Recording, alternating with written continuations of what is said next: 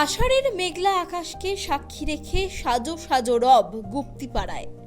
সারা বছর টিনের খাঁচায় বন্দি থাকলেও রথযাত্রার পুণ্য লগ্নে ৩৬ ফুট উঁচু এবং ৩৪ ফুট দৈর্ঘ্য প্রস্থের এই চারতলা কাঠের রথ সেজে ওঠে রাজকীয় মহিমায়। আগে এই রথটি ১৩ চূড়ার হলেও বর্তমানে তা ৯ চূড়ার রূপ নিয়েছে। এটা আরম্ভ করেছিলেন আমাদের এখানকার নবম যে দণ্ডী, আমি হচ্ছে ৩০তম এখানকার মহন্ত মহারাজ, যিনি নবম দণ্ডী, মানে অত বছর আগে আর কি। তিনি এই রথটা তৈরি করেছিলেন এই উদ্দেশ্যেই যে অনেকে পুরী যায় রথ দেখতে, তো মানুষের একটা রথের প্রতি একটা অমোঘ আকর্ষণ আছে। গুপ্তিপাড়ার রথযাত্রার মূল আকর্ষণই হলো এখানকার বিগ্রহের রূপ। দেশের আর কোনো রথে এমন মূর্তি দেখা যায় না।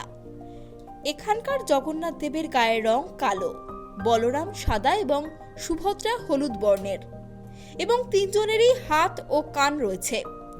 শিল্পীরা প্রভুকে এখানে জ্ঞান মুদ্রায় রেখেছেন, যা দেখতে ভিড় জমান দূর দূরান্তের মানুষ। রথের গায়ে ফুটিয়ে তোলা হয়েছে প্রাচীন বাংলার সমাজচিত্র, মাছ কাটা থেকে শুরু করে ডাকাত দলের পুতুল। কি নেই সেখানে? আমরা সাধারণত জানি ঠুটো জগন্নাথ বলা হয়, কিন্তু গুপ্তিপাড়ার জগন্নাথ দেবের হাত আছে এবং তার কানও আছে। অতএব তিনি ভক্তদের কথাও শোনেন এবং ভক্তদের উদ্দেশ্যে তিনি জ্ঞান মুদ্রা বাড়িয়ে রাখেন। এটা শাস্ত্রীয় ব্যাখ্যা অনুযায়ী ভক্তরাও তার কাছে আসতে পারে অবাধে এবং প্রভুও ভক্তদের জন্য পথে নামতে পারে। এই ভান্ডার লুট শুধুমাত্র গুপ্তিপাড়াতেই হয়। এই গুপ্তিপাড়ায় ধারক ও বাহক এবং অন্যতম নিদর্শন। গুপ্তিপাড়াতে রথে উত্তর, দক্ষিণ, পূর্ব, পশ্চিম ৪টি টান হয় এবং এত সুউচ্চ কাঠের রথ মানে খুব কমই দেখা যায়, এবং পুরীর পর সবচেয়ে দীর্ঘ রাস্তা অতিক্রম করে আমাদের গুপ্তিপাড়ার রথ।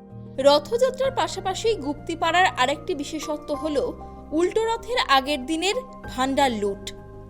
পৌরাণিক কাহিনী অনুসারে জগন্নাথ দেব লক্ষ্মী দেবীকে মন্দিরে রেখে মাসির বাড়ি চলে যান। লক্ষ্মী দেবী স্বামীকে বশ করতে প্রথমে সর্ষে পোড়া বা টুকটাক করলেও কাজ হয় না। শেষে তিনি কৃষ্ণচন্দ্র ও বৃন্দাবন চন্দ্রের কাছে নালিশ জানালে তারা লেঠেল পাঠিয়ে মাসির বাড়ির ভান্ডার লুট করায়। এই প্রাচীন প্রথা আজও নিষ্ঠার সঙ্গে পালিত হয় এখানে। এবার রাজ্য সরকারের পক্ষ থেকে দেয়া হয়েছে ৫ লক্ষ টাকার বিশেষ অনুদান। বাংলার মুখ্যমন্ত্রীর কাছে আমার ধন্যবাদের কোনো শেষ নেই। আমি ওনার কাছে কৃতজ্ঞ যে উনি আমার বলাগড়ের মাটিতে দাঁড়িয়ে গুপ্তিপাড়ার রথ, ঐতিহ্যবাহী রথ, সেই রথকে উনি ৫ লাখ টাকা দিয়েছেন। এক কথাতে উনি আমাকে বলেছেন যে তোমার রথে আমি দিয়ে দেবো।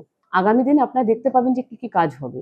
প্রশাসনের তৎপরতা ভীষণ ভালো। প্রশাসন দেখুন, এখন আইনের শাসন চলছে, শাসকের আইন নয়।